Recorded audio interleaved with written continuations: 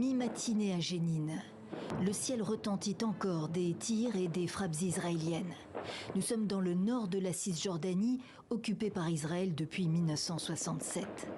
C'est ici que l'armée israélienne a ciblé un site de production d'armes et de stockage d'engins explosifs, ainsi qu'un centre d'opération servant de centre de commandement à la brigade de Jénine, un groupe militant local. En plein cœur du camp de réfugiés palestiniens établi dans les années 50. Des drones, mais aussi une présence terrestre assure le Croissant Rouge palestinien. Israël ne confirme pas. Les échanges de tirs se poursuivaient à la mi-journée.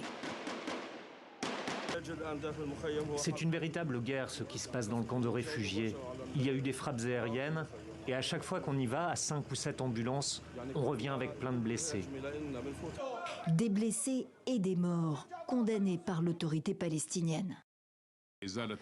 Israël a commis un nouveau crime dans le camp de Jénine ce matin.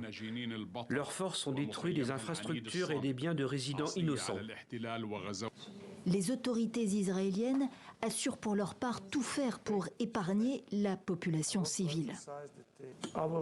Notre objectif est Jénine et seulement les terroristes et leurs cellules. C'est-à-dire les organisations terroristes qui combattent Israël à travers l'Iran, ajoute le ministre des Affaires étrangères.